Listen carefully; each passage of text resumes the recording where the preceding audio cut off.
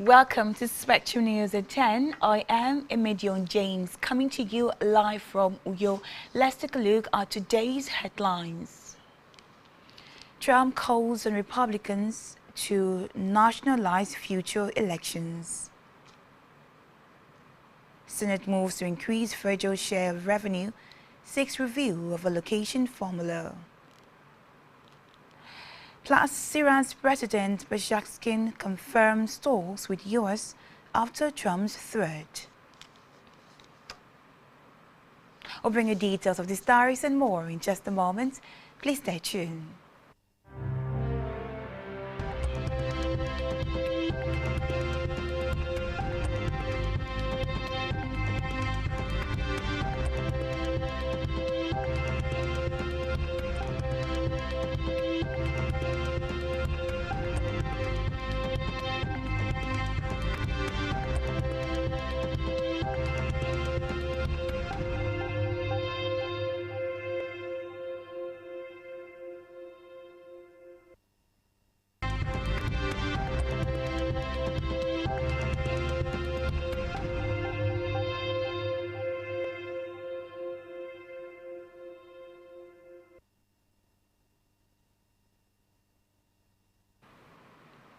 Many thanks for staying tuned. First in the news this morning is that President Bola Tinubu has called on the World Bank to support Nigeria's ongoing economic reforms with a focus on agriculture, youth employment and private sector growth as part of his administration's strategy to strengthen the economy and expand opportunities for Nigerians. The president made the remarks while receiving a delegation from the World Bank led by Anne Jade, Managing Director of Operations at the State House, Abuja. The President highlighted the importance of mechanization and modernization of agriculture to increase productivity and create opportunities for Nigeria's large young population. Tinubu also pointed to the petrochemical sector and other domestic industries as areas where the government is working to improve output and strengthen local market. He stressed that reforms are continuous and must be grounded in transparency, accountability and sustainability. In the meantime, President Bola Tinubu has directed the Federal Road Maintenance Agency to adopt a preventive plan and evidence-based approach to road maintenance to improve the condition and lifespan of federal roads. Tinubu, represented by the Secretary to the Government of the Federation, Senator George Akume, gave the directives in Abuja at the 2026 Road Summit with the theme Sustainable Road Infrastructure for National Growth. The President also tasked the agency to develop a comprehensive geo-reference national database of failed and failing federal roads. He called for a shift from reactive road repairs to a sustainable, preventive and evidence-based maintenance framework, stressing that long-term infrastructure resilience depended on accurate data and institutional coordination. From the Red Chambers, the Senate has initiated moves to amend relative provisions of the 1999 Constitution to enable an upward review of the current revenue allocation formula in favor of the federal government. Under the existing formula, the federal government receives 52.68% of federally collected revenue, while the 36 states get 26.72%, and 774 local government councils share 20.60%. Despite these, the Senate said the federal government shares is no longer sufficient to meet its expanding national responsibilities. The proposed constitutional amendment is contained in a bill sponsored by Senator Sunday Karimi, which scaled first reading at plenary. According to him, the current revenue sharing arrangement is outdated and unsustainable, placing excessive financial pressure on the federal government amid rising infrastructure decay and worsening security across the country. Meanwhile, the Senate has called on the Ministry of Health and Social Welfare, excuse me, to develop and enforce national guidelines mandating minimum stock levels of essential antidote and emergency medicine in designated public and private hospitals across Nigeria. The resolution followed the consideration of a motion sponsored by Senator Adebule Oluranti, which drew attention to the urgent need for the federal and state government to guarantee adequate stocking, availability, and access to life-saving antidotes and emergency medicines nationwide.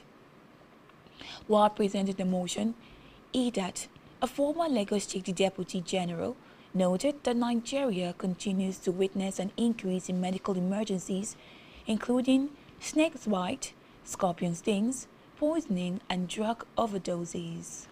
The Senate also directed the Federal Ministry of Information and the National Orientation Agency to embark on nationwide public sensitization campaigns on the importance of prompt hospital presentation after snake bite, poisoning, and other forms of envenomation, as well as the dangers associated with delay in the hospital. We move now to the Green Chambers, where the House of Representatives has commenced an investigation into the concessioning and management of Nigeria's seaport and airport to assess whether the arrangements have delivered value for money and contributed to the country's economic development. The purpose announced at the inaugural meeting of the ad hoc committee constituted to conduct the investigation. Speaking at the meeting, Speaker of the House, Tajuddin Abbas, said the legislature was determined to ensure that the concession of critical national infrastructure was achieving its intended objectives. According to him, the committee is mandated to investigate, examine, and evaluate the performance of concessionaries operating federal airport and seaport terminals, as well as related shipping activities from 2006 to 2025. Abbas explained that the decision to concession key assets, particularly airports and seaports, was aimed at improving efficiency, attracting private sector investment, modernizing infrastructure, enhancing service delivery, and increasing government revenue while reducing the operational burden on the state. On security matters, the Chief of Army Staff did its operational doctrine, force posture, and employment of capabilities through a comprehensive multi-domain strategy to tackle security threat. He said the approach integrates decisive kinetic action with intelligence fusion, interagency cooperation, joint operations with sister services, and sustained international partnerships. The COAS said this when he delivered a lecture titled Combating Asymmetric Threat to National Security in Nigeria, the Nigerian Army in Perspective at the National Defense College in Abuja. General Shaibu noted that the contemporary global security environment has undergone a fundamental transformation, shifting from traditional state-centric warfare to complex intrastate conflicts dominated by non-state actors, including cyber criminals and transnational organized crime networks that exploit governance gaps, societal vulnerabilities, and emerging technologies. In another development, the Department of State Services, DSS, has arraigned a former Attorney General of the Federation, Abubakar Malami, and his son, Abdulaziz, on a 5-count charge bordering on alleged terrorism and illegal firearms possession. In a charge filed before the Federal High Court in Abuja, Malami is also accused of refusing to prosecute suspected terrorism financiers whose case files were handed to him while he served as the AGF and Minister of Justice. Malami and Abdulaziz are equally accused of warehousing firearms in their residence without lawful authority. Malami and Abdulaziz pleaded not guilty when accounts in the charge sheet were read to them. Let's move now to Africa, where Libyan officials have said that Saif al-Islam Gaddafi, the son of former Gaddafi, has been killed in the town of Zintan. The circumstances of his death have not been announced, but reports say he was killed by armed in his home, inciting violence at margin protesters and sentenced him to death in absentia in 2015. He was also wanted by the International Criminal Court on charges of crimes against humanity related to the 2011 uprising. But he was released in June 2017 and has since lived in Zintan.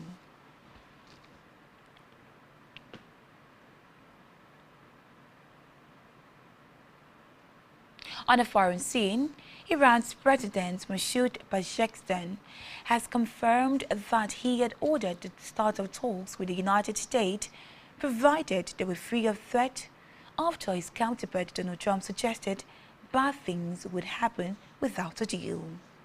According to report, the U.S. leader has spoken of potential military action and sent an aircraft carrier group to the Middle East following anti-government protests in Iran that were met with a deadly crackdown last month. Trump has maintained that he is hopeful that Washington will work something out with Iran, but also warned that bad things would happen if a deal was not agreed. On the foreign scene, at least 14 migrants have reportedly died after a speedboat carrying them collided with a Hellenic Coast Guard vessel off the coast of island of Chios. Now, this happened yesterday. Greek authorities said the speedboat was making dangerous maneuvers and that a pursuit was underway at the time of the collision in the Chios Strait near the village of Rontadas. 24 people were rescued, some of whom were seriously injured, and others are reportedly still missing. Reports say a search and rescue operation was still ongoing, which involved 4 Coast Guard vessels, a privately owned boat carrying civilian divers, and a helicopter.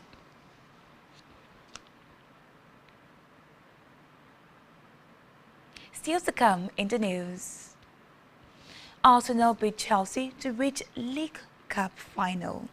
Stay tuned for details of this in just a moment.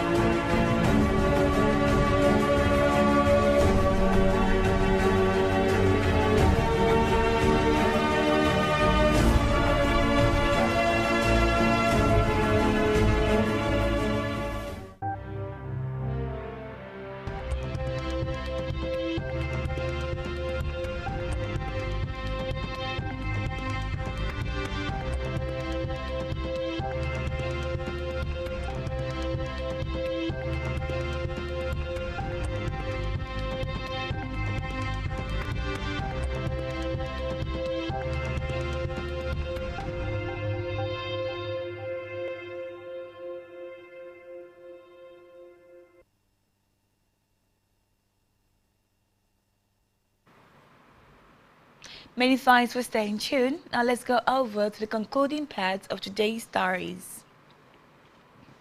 On our business news, the federal government has allocated 881.13 million naira to total capital projects of the Nigerian Export Promotion Council (NEPC) in the 2026 appropriation bill, falling an all-time high non-oil export record of $6.1 billion in 2025. Data from the 2026 budget proposal submitted to the National Assembly showed that the location targets institutional strengthening, export infrastructure, certification, market access, and value chain development across the 6 geopolitical zones. The allocation is included in the proposed 58.47 trillion naira federal budget and growing policy emphasis on diversifying foreign exchange earnings away from crude oil.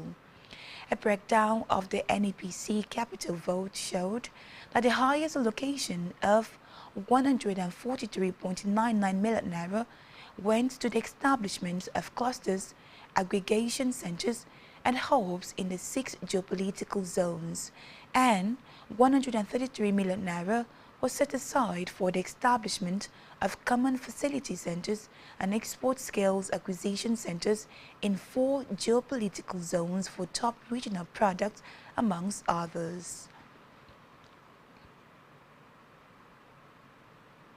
Still in business, the Minister of Finance and Coordinating Minister of the Economy, Wale Edun, has said that sustained economic reforms and stronger private sector participation are central to Nigeria's ambition to achieve at least 7% GDP growth by 2027 to 2028. Edun made the observation at the African Business Convention held in Lagos, where he maintained that Nigeria is firmly on course for accelerated growth despite tightening global financial conditions and rising geopolitical uncertainty. Edun, who was represented by the Permanent Secretary of the Federal Ministry of Finance, Raymond Omachi, said the government's economic strategy is focused on restoring macroeconomic stability, boosting productivity, and deepening inclusion, rather than relying on oil-driven growth.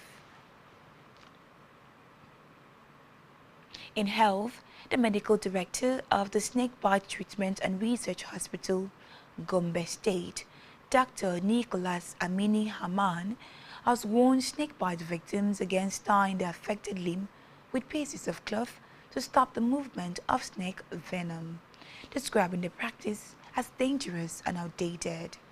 He also cautioned against the use of razor blades or sharp to extract supposed poison, noting that such actions are injurious and could reduce a victim's chances of survival. Amani Haman gave the warning during the interview with Newsman while reacting to the death of Nigerian singer Ifunanya Nwanjena, who reportedly died after a snake bite in Abuja. According to him, first aid response is critical in snake bite cases.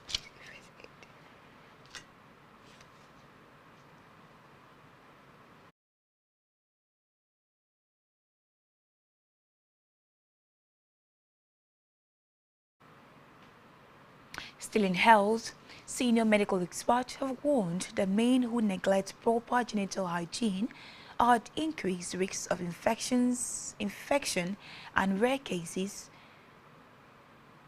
I beg your pardon, I'll check that again.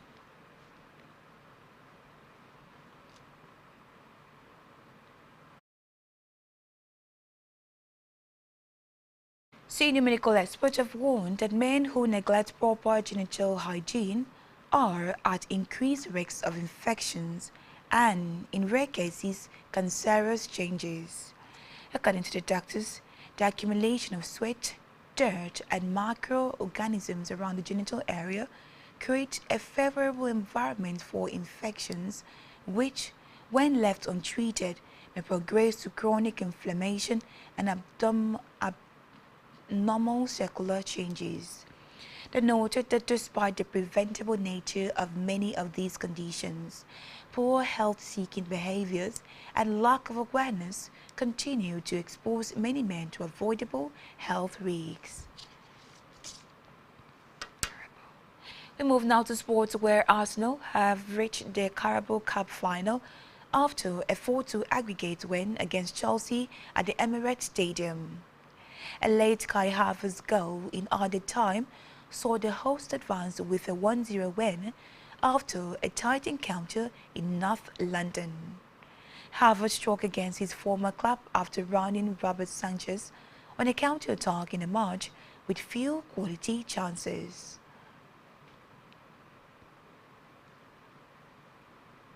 Still in sport, Morocco Football Federation says it has decided to appeal a ruling that resulted in fines of $415,000 and match bans because of a chaotic African Cup of Nations final. Recall that CAF, African Soccer's governing body, last month fined the host in Senegal over unrest at last month's final in the Moroccan capital. Senegal won the game 1-0 after extra time and decided not to appeal the ruling. $15,000. Saibari and a teammate were also banned from games. Morocco sees CAF sanctions as disproportionate